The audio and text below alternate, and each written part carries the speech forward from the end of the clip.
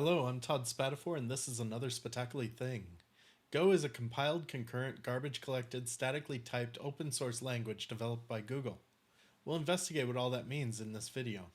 First, we'll take a look at how to install Go on your PC, Mac, or Linux box. We'll then take a look at some basic language syntax and finish up with some more advanced syntax. If all that sounds good to you, please sit back and enjoy this introduction to the Go language. Setup is a fairly simple thing. For Ubuntu, you just type sudo apt install Golang. For Fedora, it's sudo dnf install Golang. Arch is sudo pacman-s Golang. But the method I'm demonstrating here is to download the tarball from go.dev/doc/install. Download the tarball and unzip it to the /user/local directory. You'll want to make sure there isn't an existing deployment there first. Then you'll want to export the bin directory to your path. Finally, test that the install worked by typing go version in the command line, but you should get something back like this. Mac and Windows is also easy. You have an installer that does all the work for you. Just run the DMG or MSI package. First I'm showing the Mac install, and next I'll show the Windows install. It's just a simple next thing. Finally, go to the command line and type go version to make sure it worked. Regardless of which method you use to install Go, you should now test that everything is working. Go to a terminal and create a new folder somewhere called hello. In this new folder, type go mod init hello. This will initialize the folder for a module in the hello namespace.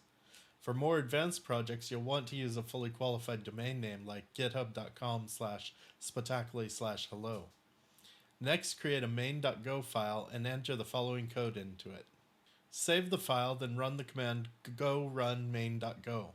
After a second, the text hello world will appear on the screen. Go run is compiling the application and running it from a temp location. If you want to compile it, run go build main.go, and a file called main will appear, main.exe on Windows. You can run that directly with ./main or main.exe and hello world will appear. Now that you've taken your first steps in this language, let's move a little further. First, we'll look at basic syntax, and then we'll look at arrays, slices, and maps. Let's look at the Hello World app that we built in the last section. It starts with the line package main. This tells Go that the code in here is part of the main package. If you were building a companion library, you would probably name that package something that is reminiscent of the package's purpose, like web utilities or something like that. The next line is import format. The Go language has a truly great standard library, and you don't have to import the entire library with every project.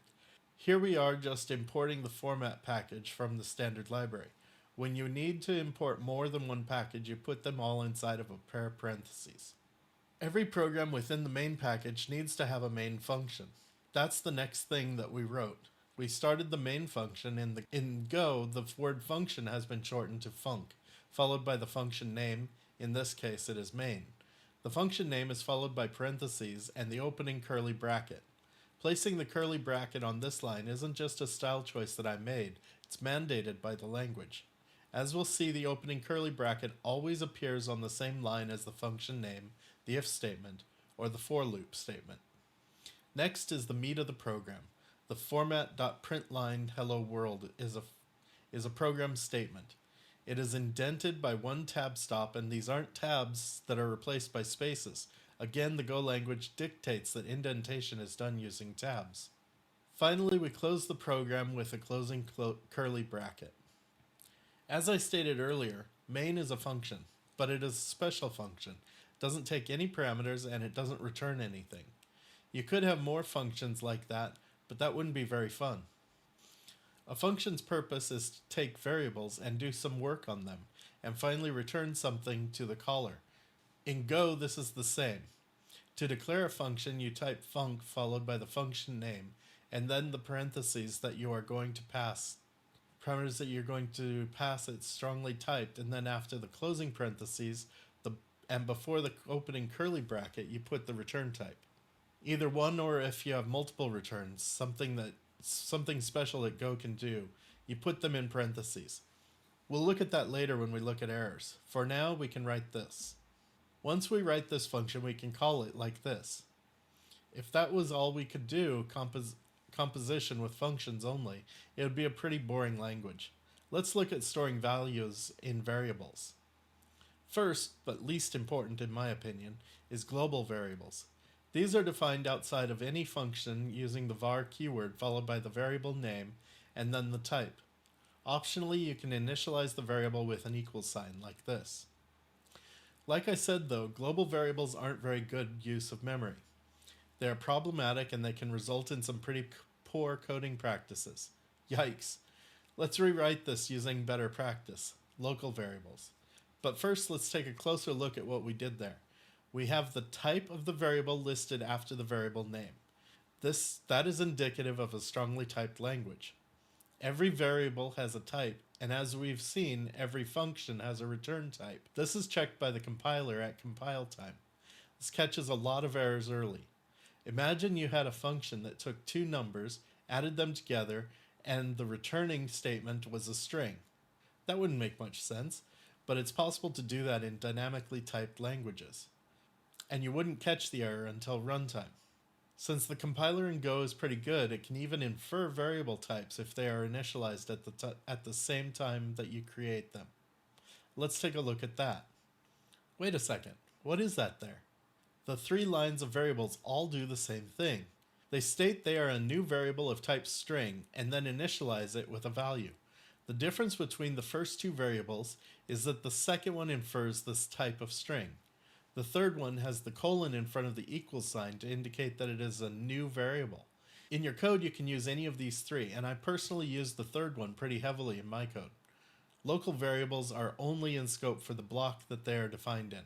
That means that if we declared a variable in the greeting function, it wouldn't be available in the main function.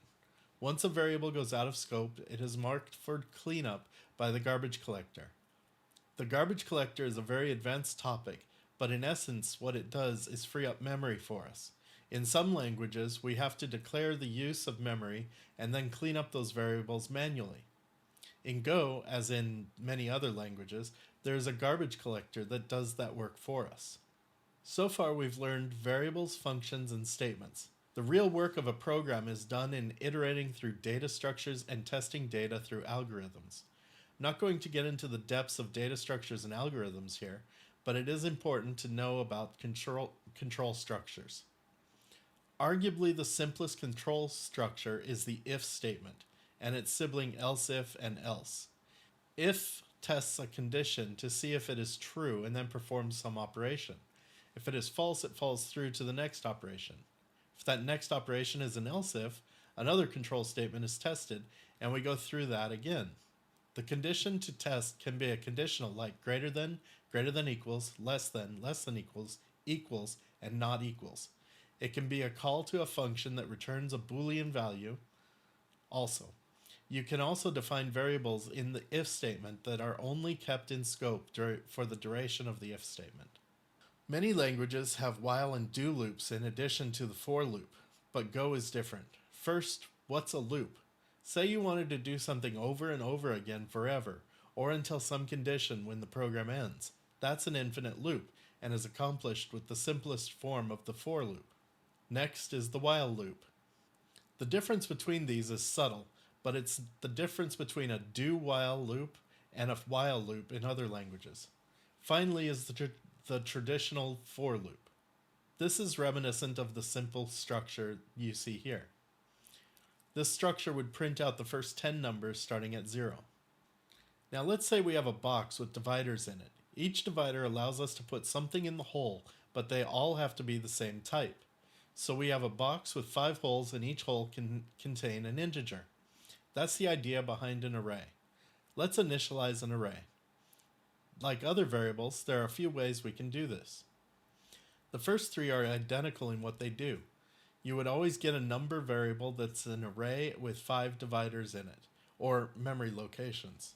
The fourth one also creates a variable called numbers with 5 memory locations, but we've only initialized the first 3 indexes. The 0th, 2nd, and 4th index are initialized to 0. 0th? What does that mean? When you query an array to get the values, you're working with an offset in memory. See, an array is a list of memory locations. So you call the array item at 0 offset like this to get the first value in the array. This would result in returning the number 1 in the first 3 arrays above. Then you would offset the pointer to get the second value, like this. This would return 2, and so on until the end of the array. But what if you don't know the number of items that are going to be in an array?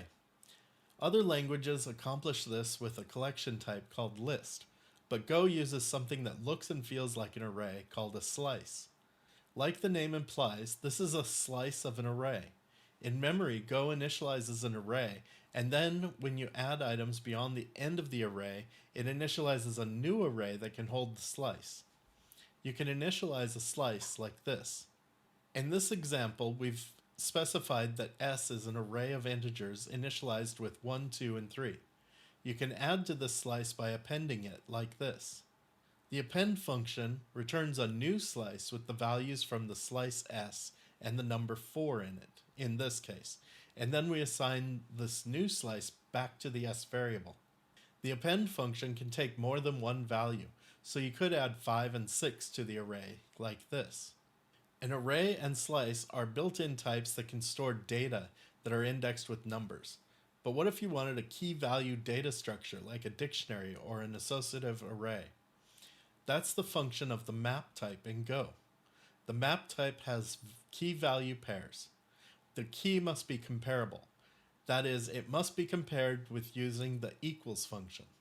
While a value can be any type, even another map, and as we'll see in the next section, it can even hold structs. Unlike an array, a map is a dynamic collection that grows as needed. It is unordered and is passed by reference when passing to a function. This means any changes made in the function affect the original map. To create a map, you use the map keyword like this. The first two, M1 and M2, are identical. To access values in M3, you use this notation. If the value of the key isn't found in the map, the 0 value of the value is returned. To add to the map, just add new key value pairs like this. A map that hasn't been declared with make is nil and cannot be used. Go maps are not safe for concurrent use by multiple Go routines. This is a good time to explain what concurrency is in Go. Concurrency is about structuring programs that handle multiple tasks at nearly the same time. This improves efficiency and responsiveness without requiring parallelism. Go employs a model of concurrency that relies on Go routines and channels. Go routines are lightweight functions that execute concurrently. Channels serve as the communication and synchronization between Go routines. A Go routine is created using the Go keyword like this. Channels are managed using the channel operator. Why is this important? Improved efficiency, simplified program structure, and scalability. Concurrency is a big topic, and I'm just scratching the surface here. If you would like to learn more about concurrency in Go, please leave a comment below, and I'll write a video on it. Now we ratchet up the complexity a little bit and start talking about structs, methods, interfaces, and error handling. Sometimes you need a data structure that doesn't fit in the category of an array, slice, or map. You need something more complex, with a group of variables under a single name. This is known as a struct type. Here's how you define a struct. In this example, we have a person struct with two fields, name and age. Name is of type string, and age is of type integer. To use the struct, you create an instance of it like this. Once you have a struct defined, you can access the fields using dot notation as shown here. The first line prints out the name of the person, in this case Alice, and the second line increments her age. In Go, a method is a function with a special receiver argument. This receiver argument appears in its own argument list between the func keyword and the method name. Methods can be defined for any type such as built-in types like int and user-defined types like structs. Here's an example of a method using the person struct that we just defined in the struct section. Calling this method is as simple as this. If we want to make modifications to the struct, we need to pass it in with the pointer. This is because in a method, the default way that we just saw passes the receiver type by value and not by reference. The value is marked for garbage collection at the end of the method. We can remedy that with this syntax. Calling this method is probably better than calling ++ directly on the age. To do this on a built-in type like an integer, you would do something like this. In this example, double is a method on the custom type myInt, which is based on the built-in type int. Interfaces in Go are a powerful way to define behavior. They allow you to specify what methods a type must have without specifying how those methods should be implemented. An interface is defined a bit like a struct, but with method signatures instead of variables, like this. This is where things get a little crazy. You don't need to specify that something is inheriting the interface. The method's signature defines the interface. What I mean is that to implement the interface, you just define the methods needed on a struct like this. In this example, both cat and dog implement the speaker interface implicitly. But what's the use of interfaces? Well, they can be used to write functions that are agnostic of the underlying type, like this. In this example, makeSound takes a parameter of type speaker, meaning that we can send in either a dog or a cat with only one method signature. There's more to interfaces, like the empty interface, type assertions, and type switches, but I won't cover those here. If you'd like to know more, please comment below and I'll put something together. Error handling in Go is a bit more in your face. It is explicit and straightforward. Go functions often return an error value alongside their intended result. For example, import the errors package on our setAge method from earlier should really be written like this. Then calling this function would look like this. Here you can see the basic error checking that is common in Go programs. Check if error is not nil and then handle the error. There isn't a concept of try-catch blocks and there are no exceptions to be thrown in Go. The interface for an error is this. Overall, the approach to error handling is in its clarity and simplicity. This encourages developers to handle the errors in a predictable and consistent manner. Organizing code in Go is as simple as using packages. We talked briefly about packages in the beginning, but now let's go a little bit more in depth into them.